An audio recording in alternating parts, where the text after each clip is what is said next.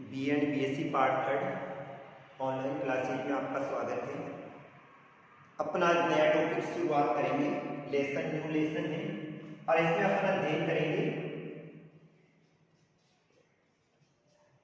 Asia महाद्वीप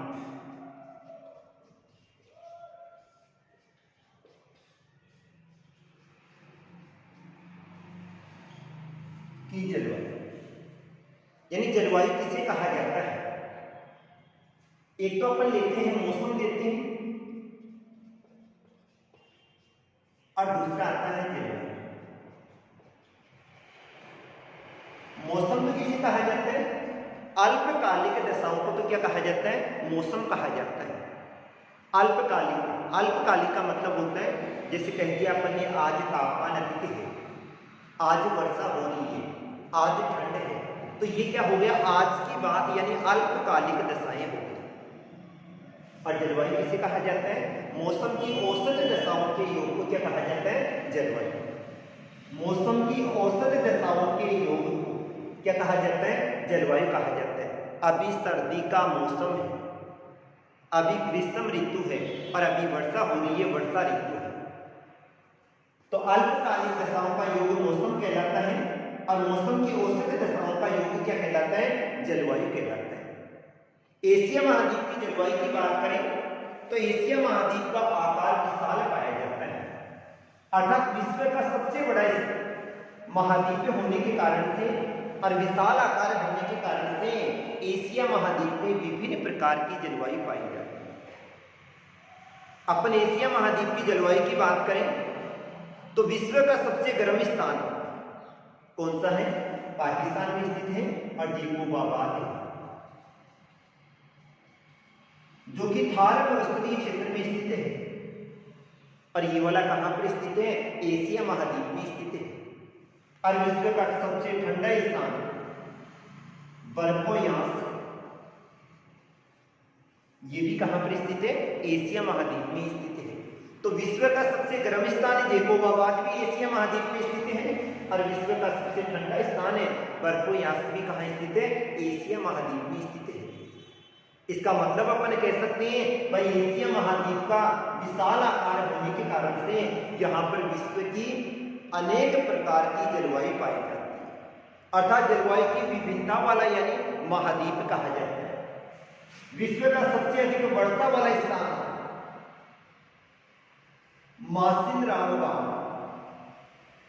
वो भी कहां पर स्थित है, एशिया महाद्वीप में स्थित है। तो सबसे गर्म स्थान भी है, सबसे ठंडा स्थान भी है और सबसे अधिक वर्षा वाला स्थान भी यहीं पर स्थित है। इस कारण से एशिया महाद्वीप में विभिन्न प्रकार की जलवायु पाई जाती है। अब अपन जलवायु की बात करें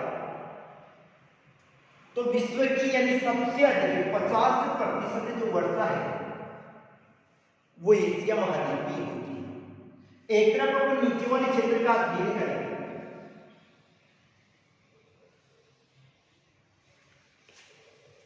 एशिया का ये वाला जो संपूर्ण भाग पाया जाता है, इस भाग में वर्षा की मात्रा क्या होती है, अधिक होती है। यहाँ पर औसत वर्षा 250 सेंटीमीटर होती है। एक तरफ एशिया महाद्वीप में कितनी वर्षा हो रही है, 250 सेंटीमीटर वर्षा हो रही है। दूसरी ओर ये संपूर्ण भाग ये मरुस्थलीय क्षेत्र में आ जाता है और यहाँ पर औसत वर्षा 50 सेंटीमीटर से भी कम होती है। तो एशिया महाद्वीप का अध्ययन करें तो Bangladesh, Myanmar, Thailand, Cambodia, Vietnam, Indonesia, इन क्षेत्रों में जो वर्षा होती है वो 250 सेंटीमीटर होती है। और दूसरी ओर अध्ययन करें तो मरुस्थलीय क्षेत्रों में वर्षा की मात्रा कितनी हो जाती है, 50 सेंटीमीटर से भी क्या हो जाती है, कम हो जाती है। अब एशिया महाद्वीप में विभिन्न प्रकार की जलवायु पाई जाती है और विभिन्न प्रकार की जलवायु होने के मुख्य 3 कारण हैं।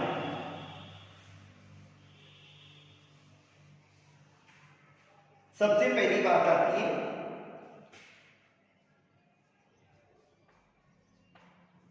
एशिया महाद्वीप की विशालता,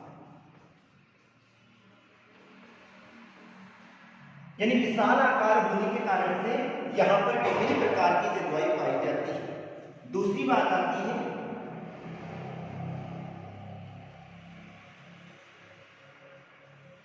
एशिया महाद्वीप के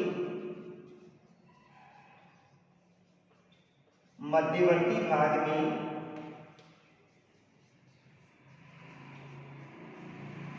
स्थित उच्च पर्वत श्रेणी, बीच वाले भाग में उच्च पर्वत श्रेणियां पाई जाती है। तीसरी बात आती है समुद्रीय स्थिति, और चौथा आता है अक्षांशीय पर्वत।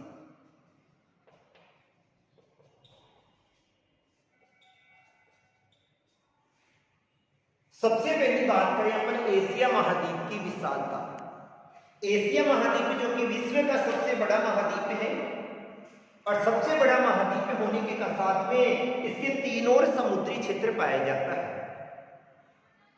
लेकिन इसके जो मध्यवर्ती भाग है वो समुद्री क्षेत्र से 3200 किलोमीटर दूर हो जाते हैं, और 3200 किलोमीटर दूर होने के कारण से जैसे जैसे दूरी बढ़ती जाती है वर्षा की मात्रा क्या होती जाती है, कम होती जाती है, और वर्षा की मात्रा कम होने के कारण से इन क्षेत्रों में तापमान में क्या हो जाती है, वृद्धि होती है। तो एशिया महाद्वीप का विशाल आकार पाया जाता है, विश्व का सबसे बड़ा महाद्वीप होने के कारण से समुद्री क्षेत्र से ये दूर स्थित है, और दूर स्थित होने के कारण से इसके आंतरिक भागों में वर्षा की मात्रा कम होती है, जबकि तटवर्ती क्षेत्रों में वर्षा की मात्रा अधिक होती है।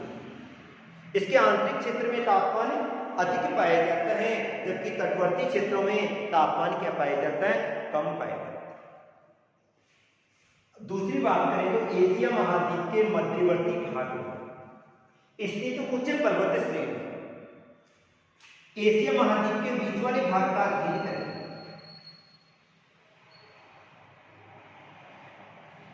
इस बीच वाले भाग में पामीर की गांठ का केंद्र पाया जाता है। कौन सा है, पामीर की गांठ। इधर वाले भाग में हिमालय पर्वतीय श्रेणियां आ जाती है, इधर काराकोरम, लद्दाख।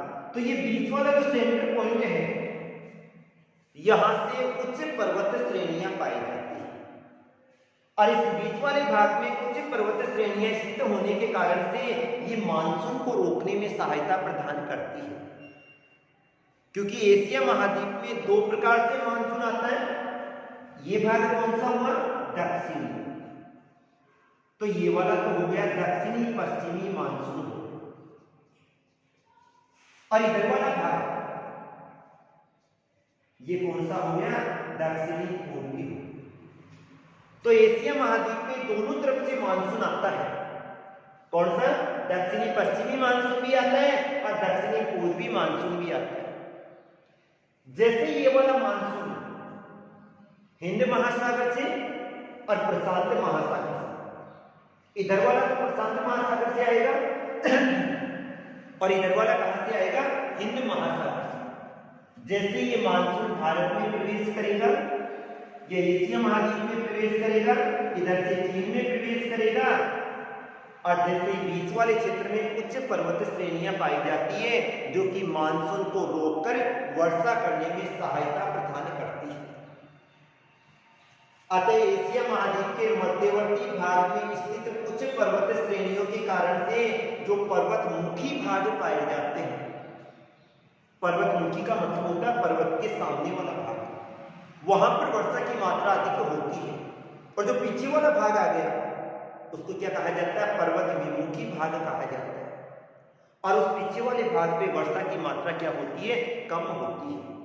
तो एशिया महाद्वीप के मध्यवर्ती भाग में उच्च पर्वत श्रेणियां स्थित होने के कारण से सामने वाले भाग पर वर्षा अधिक होती है, जबकि पीछे वाले भाग पे वर्षा क्या होती है, कम होती है। अतः वर्षा का वितरण भी समान नहीं पाया जाता है। इसी कारण से साइबेरिया वाला जो भाग है, ये वाला भाग शुष्क क्षेत्र के अंतर्गत आता है, और अतः यहाँ पर नदियां भी नहीं पाई जाती। तीसरी बात, एशिया महाद्वीप का अध्ययन करें तो एशिया महाद्वीप के तीन ओर समुद्र पाया जाता है। इधर हिंद महासागर आ गया,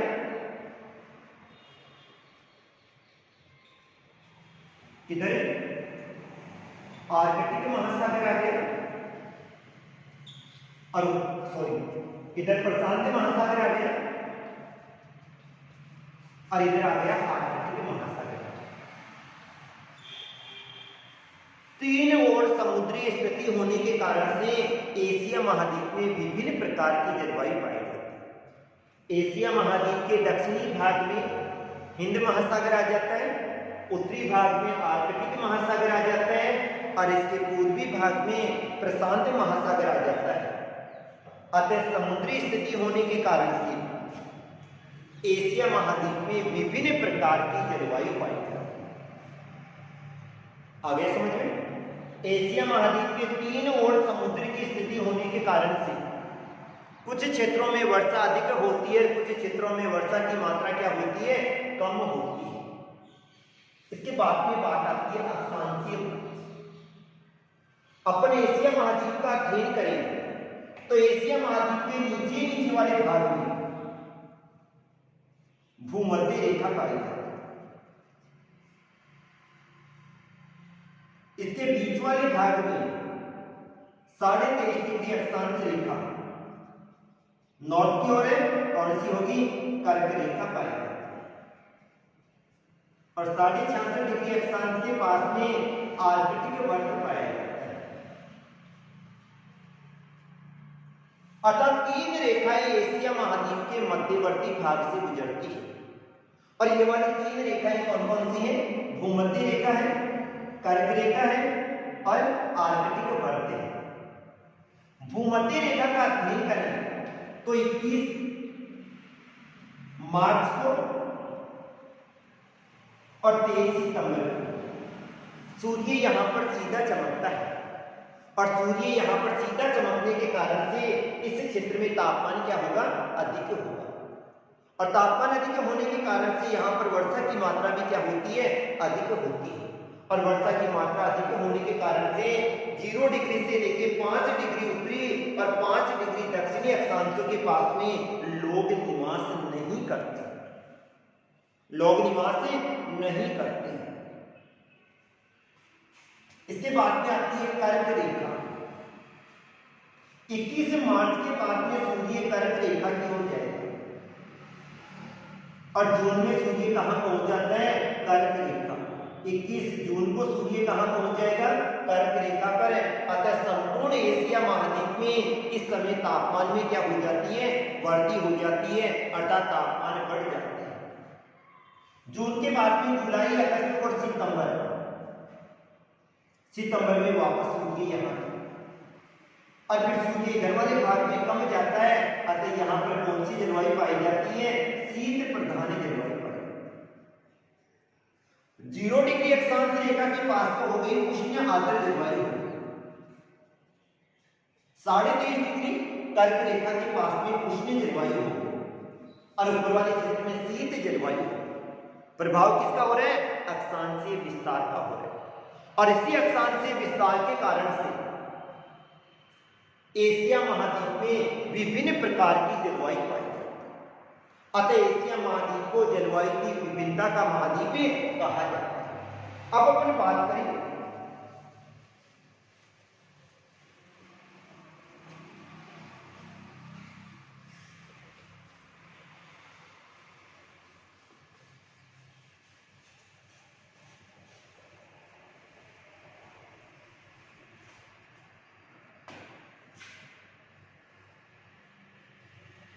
एशिया महाद्वीप में ऋतु। एशिया महाद्वीप का अध्ययन करें तो विशाल आकार के कारण से एशिया महाद्वीप की ऋतुओं को 2 भागों में बांटा जाता है। एक ग्रीष्म ऋतु आती है और दूसरी आती है शीत ऋतु।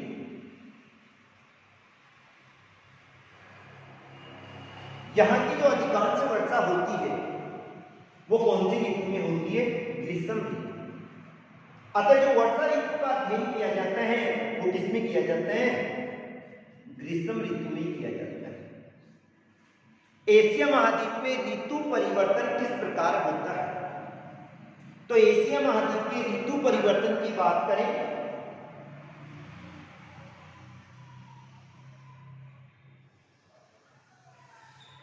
ये संपूर्ण पृथ्वी आ गई, 0 डिग्री अक्षांश रेखा कौन सी आ गई? भूमध्य रेखा।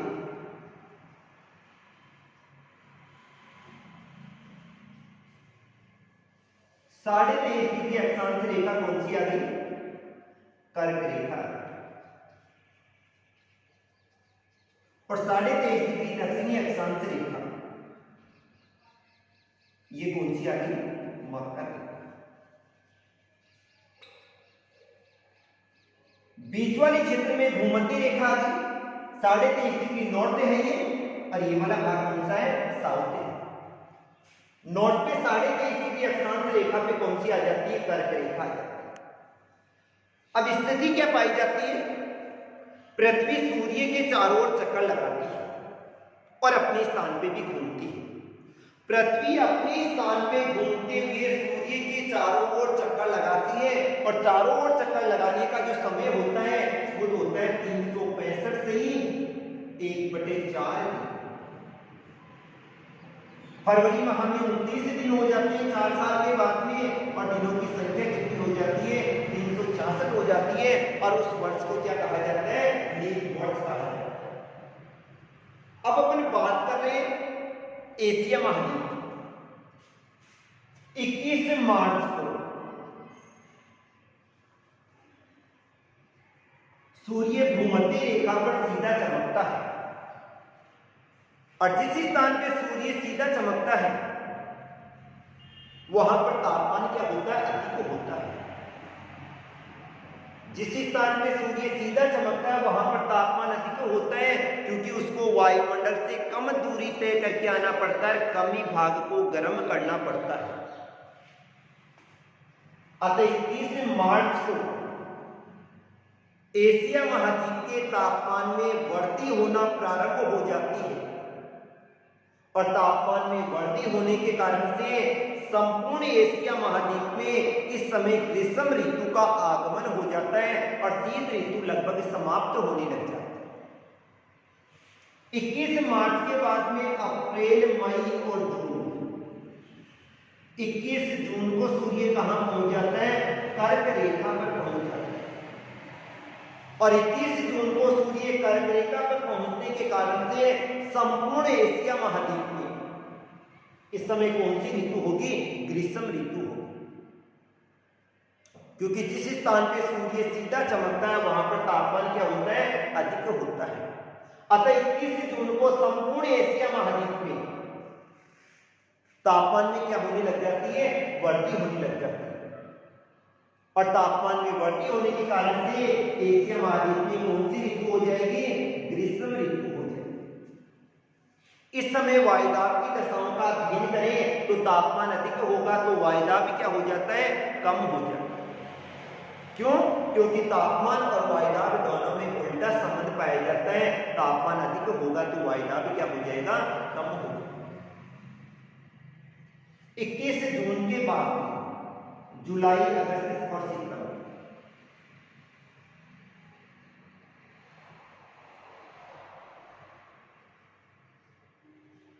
तेईस सितंबर को सूर्य कहां सीधा चमकता है? वापस भूमध्य रेखा पर सीधा चमकता है, और जैसे सूर्य भूमध्य रेखा पर आ जाएगा सितंबर माह तक एशिया महाद्वीप में लगभग ग्रीष्म ऋतु समाप्त हो जाएगी और वर्षा ऋतु भी समाप्त हो जाएगी। और सितंबर के बाद में अक्टूबर, नवंबर और दिसंबर, 22 दिसंबर को सूर्य मकर रेखा पर सीधा चमकता है, और जब 22 दिसंबर को सूर्य मकर रेखा पर सीधा चमकेगा तो यहां तो ग्रीष्म ऋतु हो जाएगी, लेकिन एशिया महाद्वीप में सूर्य की किरणें तिरछी पड़ती है, और सूर्य की किरणें तिरछी पड़ने के कारण से संपूर्ण एशिया महाद्वीप में इस समय कौन सी ऋतु आ जाएगी? शीत ऋतु आ जाएगी, क्योंकि तापमान क्या हो जाएगा? कम हो जाएगा। और इस ध्रुवीय क्षेत्र का अध्ययन करें तो यहां पर तापमान हिमांक बिंदु से भी कहां पहुंच जाता है? नीचे पहुंच जाता है, और तापमान और भी क्या हो जाएगा? कम हो जाएगा। तो ये थी एशिया महाद्वीप में जलवायु। आज के लिए इतना ही। Thank you.